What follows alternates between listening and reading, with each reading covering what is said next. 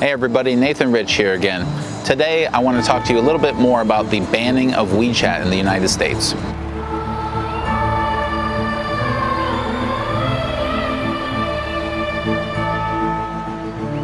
WeChat, probably the best app in the world.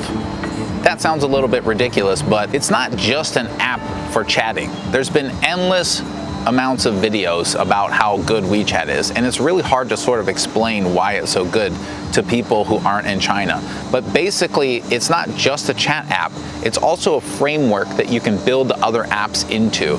And these apps are very lightweight and very effective. So for example, if I want to go into a building here, and maybe I work at that building, I can have a little app and I just press a button, the QR code comes up, and I can scan through the gate with that. So now my WeChat has let me into the building. And then I have Wi-Fi there. I don't need a password or anything. I just connect, and then in WeChat I can just verify it. This type of thing. You can pay for taxis and restaurants and everything, basically. There's a few paying apps, but WeChat is pretty amazing in its simplicity and its lightweightness, if you will. All those things are really cool, but they're mostly useful in China. The one thing that WeChat is very good for outside of China, especially if you're Chinese, is connecting to your families and friends here in China. That's really the main use for it outside of China. WeChat is so crazy advanced compared to the other products that when I go to America, I get a similar feeling as like when you go from one place that's using 5G to a place that's using 4G. You know what I mean? If you're American, you probably don't know what I mean. Okay, let me try to explain it in a way that Americans will understand, since you don't have 5G. Imagine going to a country in which everybody's using Nokia phones. Oh, hang on, I gotta send a text message, the word hello. 4433-555-555-666. Okay?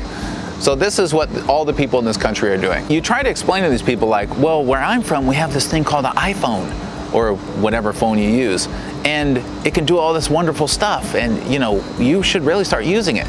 And they go, oh, multimedia? My Nokia does that. Look, I can send a 32 by 32 pixel image to somebody. It only takes 14 minutes for the upload. And you just kind of go, okay, I mean, aren't you supposed to be like a advanced country, or oof. Anyway, that's kind of what it feels like to go to America for me, because instead of just using an app for literally everything, now when I'm in America I have to dig around for coins and dirty cash, all these bills, pennies and stuff. Some places only take credit cards, and then there's debit cards and credit cards, and you have to go pay money at an ATM to get cash out if the place only takes cash. And it's just this confusing, horrible nightmare. Whereas here, if you use WeChat, it's just beep, done. You know, okay, gym membership, beep, rent. You know, it's just very, very simple. Now, admittedly, WeChat really sucks to set up outside of the United States. Their verification process is really obnoxious and sort of error prone. But I have managed to get a few of my overseas friends onto WeChat so I can communicate with them. But it seems my efforts will have been in vain as the US government moves towards socialism and shutting down the capitalist dream, which is fine. I support their right to do so. Now, when Trump first announced that he was going to start controlling the economy and getting rid of capitalism by blocking ByteDance and TikTok, and then later added Tencent and WeChat, to me, these were not similar, because while yes, it is a very strong move towards socialism in a very aggressive way to start shutting out companies that haven't violated any laws, a video app to me is a little bit different than a communications app, because if you're a Chinese person in the United States and you want to communicate with your family, you're not using TikTok.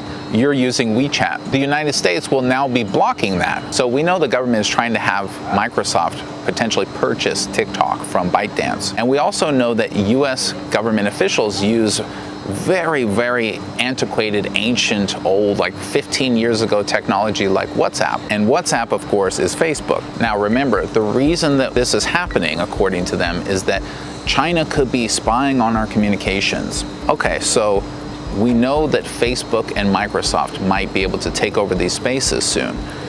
So what does Microsoft and Facebook both have in common when it comes to communications? Well, we know for absolute fact that not only does the NSA have ways to hack these products, they have access directly to the servers of both Microsoft and Facebook. But don't take my word for it.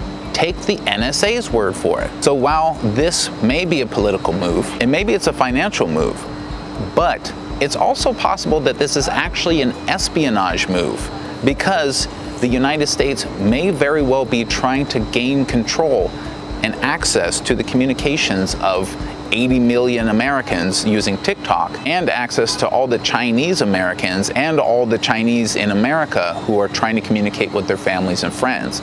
So this is kind of an interesting theory that I don't really have direct proof for, so I'm not going to say that this is true. But it is an interesting thought that maybe it's actually not about anything that anyone's saying it's about. Maybe it's about another thing of, hey, we want access to those communications. People who communicate on servers by Microsoft and Facebook, the government has just open access to by their own admission. So maybe they're trying to get this communication onto those servers as well. So this is the type of thought that I have when I examine news. It's not to say that I necessarily believe these things, but I do want to share these ideas because it's very fascinating to me. It's very interesting to think about what really motivates these governments to make these types of changes. It often seems that it's not exactly what they're saying is true. I'm sure there's a lot more that's going to happen with this subject, so stay tuned. Thanks, everybody. 谢谢。